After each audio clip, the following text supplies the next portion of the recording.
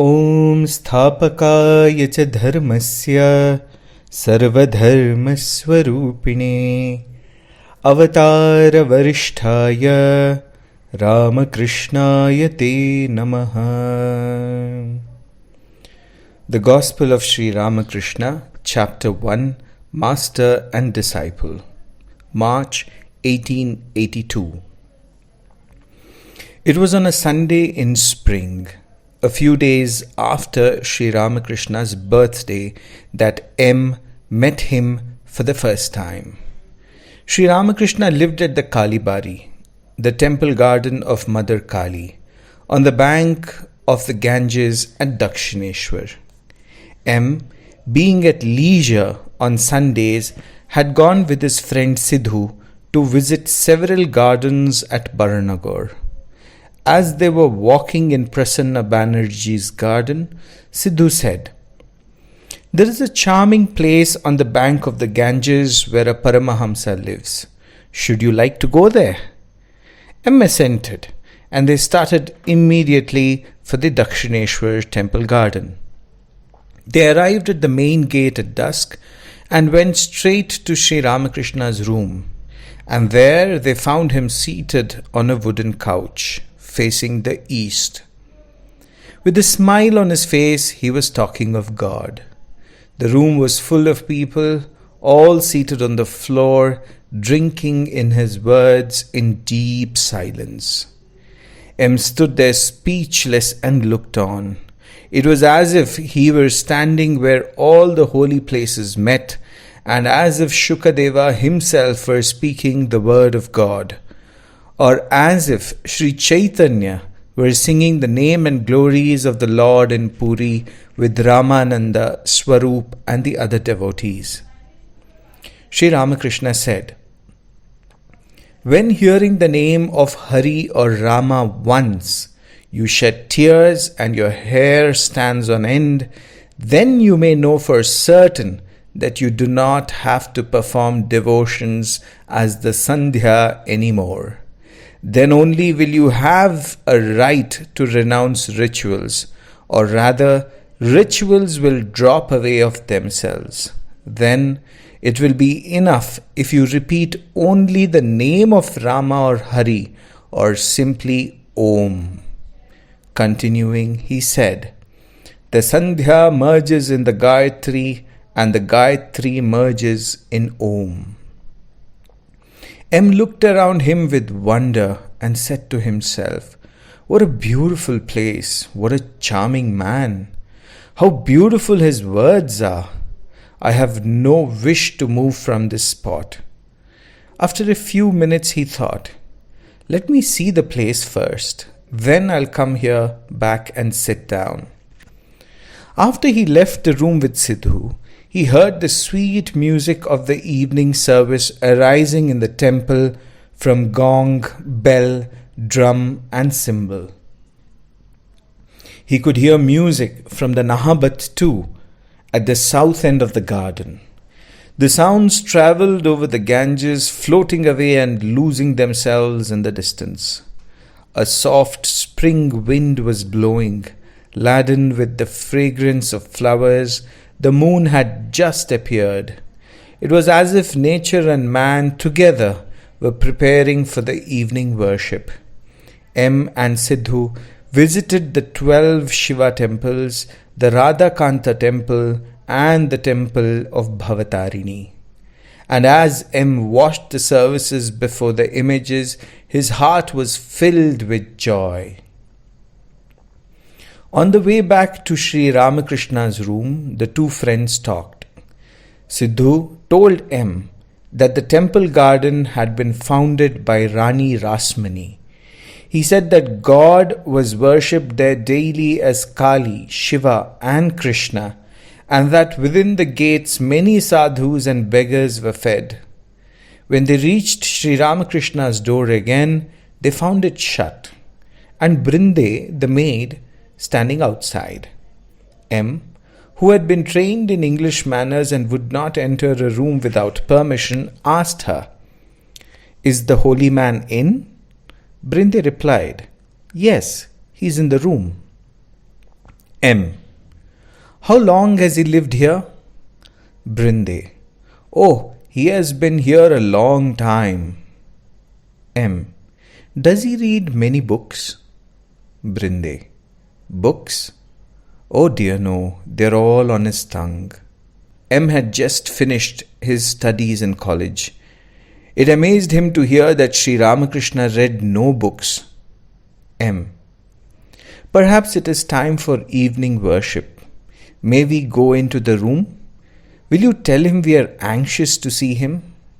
Brinde. Go right in, children. Go in and sit down. Entering the room, they found Sri Ramakrishna alone, seated on the wooden couch. Incense had just been burnt and all the doors were shut. As he entered, M, with folded hands, saluted the master. Then, at the master's bidding, he and Sidhu sat on the floor. Sri Ramakrishna asked them, "Where do you live? What is your occupation? Why have you come to Baranagar?" M answered the questions, but he noticed that now and then Sri Ramakrishna seemed to be absent-minded.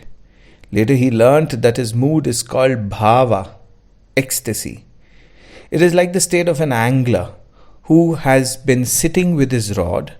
The fish comes and swallows the bait and the float begins to tremble. The angler is on the alert. He grips the rod and watches the float steadily and eagerly. He will not speak to anyone. Such was the state of Sri Ramakrishna's mind. Later M heard and himself noticed that Sri Ramakrishna would often go into this mood after dusk, sometimes becoming totally unconscious of the outer world. M. Perhaps you want to perform your evening worship. In that case, may we take your leave? Sri Ramakrishna, who was still in ecstasy, says, "No. Evening worship? No, it's not exactly that." After a little conversation, M saluted the master and took his leaves. Sri Ramakrishna said, "Come again." On his way home, M began to wonder, who is this serene-looking man who is drawing me back to him? Is it possible for a man to be great without being a scholar? How wonderful it is! I should like to see him again. He himself said, "Come again. I shall go tomorrow or the day after." M's second visit to Sri Ramakrishna took place on the southeast veranda at 8 o'clock in the morning. The master was about to be shaved, the barber having just arrived. As the cold season still lingered, he had put on a moleskin shawl bordered with red. Seeing M, the master said, "So you have come. That's good. Sit down here." He was smiling. He stammered a little when he spoke. Sri Ramakrishna to M. "Where do you live?" M. "In Kolkata, sir." Sri Ramakrishna. "Where are you staying here?" M. "I am at Baranagar, at my older sister's, Ishan Kaviraj's house." Sri Ramakrishna. "Oh, at Ishan's? Well, how is Keshav now? He was very ill." M. "Indeed, I've heard so too, but I believe he is well now." Sri Ramakrishna. "I made a vow to worship the mother with green coconut and sugar on Keshav's recovery. Sometimes in the early hours of the morning, I would wake up and cry before her, saying, 'Mother, please make Keshav well again. If Keshav doesn't live, whom shall I speak with when I go to Kolkata?' And so it was that I resolved to offer her the green coconut and sugar. Tell me, do you know of a Mr. Cook who has come to Kolkata? Is it true that he is giving lectures? Once Keshav took me on a steamer and this Mr. Cook too was in the party." M. "Yes, sir, I've heard something like that, but I have never been to his lectures. I don't know much about him." Sri Ramakrishna. "Pratap's brother came here. He stayed a few days. He had nothing to do and said he wanted to live here. I came to know that he had left his wife and children with his father-in-law. He has a whole brood of them. So I took him to task. Just fancy, he is the father of so many children. Will people from the neighborhood feed them and bring them up? He isn't even ashamed that someone else is feeding his wife and children and they have been left at his father-in-law's house.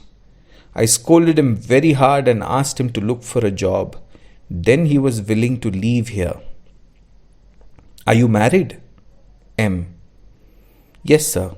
Sri Ramakrishna, with a shudder. Oh, Ramlal! Alas, he is married.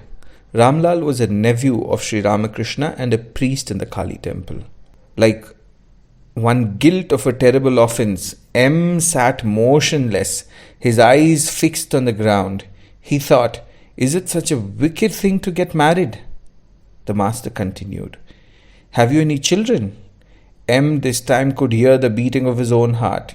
He whispered in a trembling voice, yes, sir, I have children. Very sadly, Sri Ramakrishna said, ah me, he even has children. Thus rebuked, M sat speechless. His pride had received a blow. After a few minutes, Sri Ramakrishna looked at him kindly and said affectionately, you see, you have certain good signs. I know them by looking at a person's forehead, his eyes and so on. Tell me now, what kind of a person is your wife? Has she spiritual attributes or is she under the power of avidya? M. She is all right, but I am afraid she is ignorant. Master, with evident displeasure, and you are a man of knowledge. M had yet to learn the distinction between knowledge and ignorance. Up to this time, his conception had been that one got knowledge from books and schools. Later on, he gave up this false conception. He was taught to know that knowing God is knowledge and not to know Him is ignorance. When Sri Ramakrishna exclaimed, and you are a man of knowledge, M's ego was again badly shocked. Master, well, do you believe in God with form or without form? M, rather surprised, said to himself, how can one believe in God without form when one believes in God with form? And if one believes in God without form, how can one believe that God has a form? Can these two contradictory ideas be true at the same time? Can a white liquid like milk be black? M. Sir, I think of God as formless. Master. Very good. It is enough to have faith in either aspect. You believe in God without form, that is quite all right. But never for a moment think that this alone is true and all else falls. Remember that God with form is just as true as God without form. But hold fast to your own conviction. The assertion that both are equally true amazed M. He had never learned this from his books. Thus his ego received a third blow. But since it was not yet completely crushed, he came forward to argue with the master a little more. M. So suppose one believes in God with form. Certainly he is not the clay image. Master, interrupting. But why clay? It is an image of spirit. M could not understand the significance of this image of spirit. He said to the master, but sir, one should explain to those who worship the clay image that it is not God, and that while worshipping it, they should have God in view and not the clay image. One should not worship clay. Master, sharply. That is the one hobby of you Kolkata people, giving lectures and bringing others to the light. Nobody ever stops to consider how to get the light himself. Who are you to teach others? He who is the Lord of the universe will teach everyone. He alone teaches us, who has created this universe, who has made the sun and moon, men and beasts, and all the other living beings, who has provided means for their sustenance, who has given children parents and endowed them with love to bring them up. The Lord has done so many things. Will He not show people the way to worship Him? If they needed teaching, then He will be the teacher. He is our inner guide. Suppose there is an error in worshipping the clay image. Doesn't God know that through it He alone is being invoked? He will be pleased with that very worship. Why should you get a headache over it? You had better try for knowledge and devotion yourself. This time, M felt that his ego was completely crushed. He now said to himself, "Yes, he has spoken the truth. What need is there for me to teach others? Have I known God? Do I really love Him? I haven't room for myself in my bed and I'm inviting my friend to share it with me. I know nothing about God, yet I'm trying to teach others. What a shame! How foolish am I? This is not mathematics or history or literature that one can teach it to others. No, this is the deep mystery of God. What He says appeals to me." This was M's first argument with the Master and happily his last. Master: "You were talking of worshipping the clay image. Even if the clay image is made of clay, there is need for that sort of worship. God Himself has provided different forms of worship. He who is the Lord of the universe has arranged all these forms to suit different men in different stages of knowledge. The mother cooks different dishes to suit the stomachs of her different children. Suppose she has 5 children. If there is a fish to cook, she prepares various dishes from it, pulao, pickled fish, fried fish, and so on, to suit their different tastes and powers of digestion. Do you understand me?" M. Humbly: "Yes, sir." "Sir, how may we fix our mind on God?" Master: "Repeat God's name and sing His glories, and keep holy company, and now and then visit God's devotees and holy men.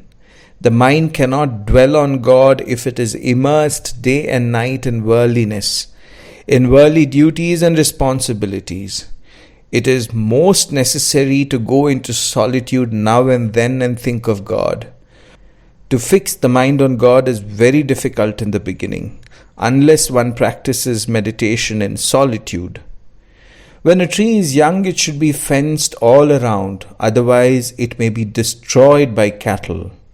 To meditate, you should withdraw yourself or retire to a secluded corner or to the forest. And you should always discriminate between the real and the unreal. God alone is real, the eternal substance. All else is unreal, that is, impermanent. By discriminating thus, one should shake off impermanent objects from the mind." To be continued. Om Shanti Shanti Shanti Harihi Om Tat Sat. Sri Ramakrishna Arpanamastu.